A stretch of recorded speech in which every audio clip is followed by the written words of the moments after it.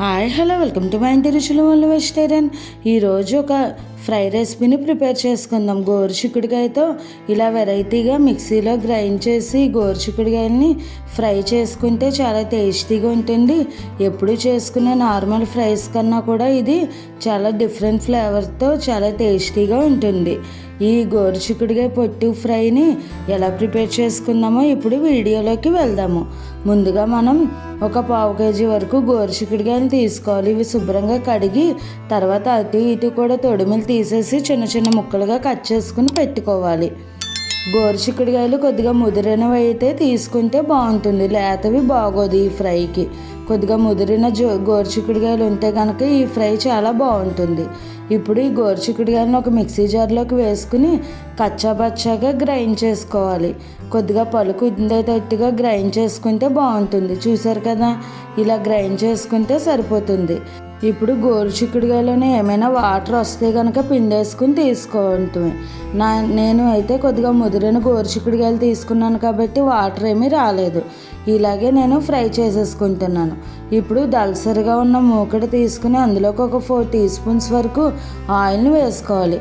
Oil heat అయిన తర్వాత ఒక 5-6 వెల్లుల్లి రెబ్బలను ఇలా దంచుకుని వేసుకోవాలి. తర్వాత ఇవి కొద్దిగా వెల్లుల్లిపాయలని ఫ్రై చేసుకున్న తర్వాత ఇందులోకి పోపు దినుసులు వేసుకోవాలి. శనగపప్పు, మినప్పప్పు, ఆవాలు, జీలకర్ర ఒక 1 teaspoon చొప్పున ఈ పోపు దినుసులు అన్నిటినీ కూడా వేసుకుని ఫ్రై చేసుకోవాలి. చూసారు కదా, ఈ పోపు దినుసులు అన్నీ కూడా ఇలా కొద్దిగా ఫ్రై అయిన తర్వాత ఇందులోకి ఎండుమిర్చి అలాగే కరివేపాకును కూడా వేసుకుని ఫ్రై చేసుకోవాలి. ఒక 2 ఎండుమిర్చిని ఇలా ముక్కలుగా కట్ చేసుకుని వేసుకుంటే సరిపోతుంది. ఇప్పుడు ఇవి అన్నీ కూడా పోపు దినుసులు ఫ్రై అయిన తర్వాత ఒక 3 ఉల్లిపాయలని ఇలా చిన్న ముక్కలుగా కట్ చేసుకుని వేసుకోవాలి. తర్వాత కారానికి సరిపడా పచ్చిమిర్చిని కూడా వేసుకుని ఉల్లిపాయలు దోరగా ఫ్రై అయ్యేంత వరకు ఫ్రై చేసుకోవాలి.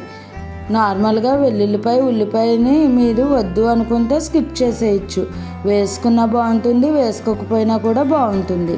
ఇప్పుడు 1 teaspoon సాల్ట్ లేదంటే టేస్ట్కి సరిపడా సాల్ట్ వేసుకుని తర్వాత 1/2 teaspoon పసుపు వేసుకుని అంతా ఒకసారి మిక్స్ చేసుకుని ఉల్లిపాయలు ఫ్రై అయ్యేంత వరకు ఫ్రై చేసుకోవాలి. ఈ ఫ్రై మనకు 2 days నిల్వ కూడా ఉంటుంది. అలాగే టేస్ట్ కూడా చాలా బాగుంటుంది. ఎప్పుడు చేసుకునే ఫ్రైస్ కన్నా కూడా ఇలా డిఫరెంట్గా ఒకసారి ట్రై చేయండి. ఇది వేడివేడి అన్నంలోకి చాలా బాగుంటుంది. ఇప్పుడు ఈ ఉల్లిపాయలు బాగా ఫ్రై అయిన తర్వాత మనం ముందుగా గ్రైండ్ చేసి ఉంచుకున్న గోరుచిక్కుడుకాయలని వేసేసుకోవాలి. చూసారు కదా, ఇలా గోరుచిక్కుడుకాయలు కూడా వేసేసుకున్న తర్వాత మీడియం ఫ్లేమ్లో కలుపుకుంటూ ఈ గోరుచిక్కుడుకాయ పచ్చివాసన పోయి కలర్ చేంజ్ అయ్యేంత వరకు కలుపుకుంటూ ఫ్రై చేసుకోవాలి, లేదంటే అడుగు మాడిపోతుంది. అందుకని ఇలా కలుపుకుంటూ ఫ్రై చేసుకుంటే కనుక అంతా కూడా ఈక్వల్గా ఫ్రై అవుతుంది, మనకు త్వరగా ఫ్రై అయిపోతుంది. ఈ ఫ్రై మనకు బీరపట్టు ఫ్రై లాగా టేస్టీగా ఉంటుంది. అలాగే ఇది గోరుచిక్కుడుకాయలు హెల్త్కి చాలా మంచిది, ఫైబర్ కంటెంట్ ఎక్కువగా ఉంటుంది. అందరూ కూడా తప్పనిసరిగా తీసుకోవాల్సిన ఈ రెసిపీ ఇది. చూసారు కదా, ఒక 5 minutesకి కలర్ చేంజ్ అయ్యి అలా క్రిస్పీగా ఫ్రై అయిపోయిందో. ఈ స్టేజ్కి వచ్చాక మనం ఒకసారి సాల్ట్ అది టేస్ట్ చూసుకుని తర్వాత సర్వ్ చేసేసుకుంటే మనకు గోరుచిక్కుడుకాయ ఫ్రై రెడీ అయిపోయింది. ఇప్పుడు ఈ ఫ్రై మనం సర్వింగ్ బౌల్లో తీసేసుకుని వేడివేడి అన్నంలో సర్వ్ చేసుకుంటే ఎంతో టేస్టీగా ఉంటుంది. ఈ రెసిపీని మీరు కూడా ట్రై చేసి ఎలా వచ్చిందో నాకు కామెంట్ చేయండి. అలాగే మరిన్ని మంచి మంచి రెసిపీస్ కోసం నా ఛానల్ని ఫాలో అవ్వండి. మీకు ఏమైనా వెజిటేరియన్ రెసిపీస్లో వెరైటీగా, హెల్తీగా, టేస్టీగా, సింపుల్గా కావాలి అనుకుంటే నాకు కామెంట్ చేయండి. ఈ రెసిపీ కనుక మీకు నచ్చినట్టయితే లైక్ చేసి, షేర్ చేసి, కామెంట్ చేసి నా ఛానల్ సబ్స్క్రైబ్ చేసుకుని పక్కనే ఉన్న బెల్ ఐకాన్ క్లిక్ చేయడం మర్చిపోకండి. Thanks for watching.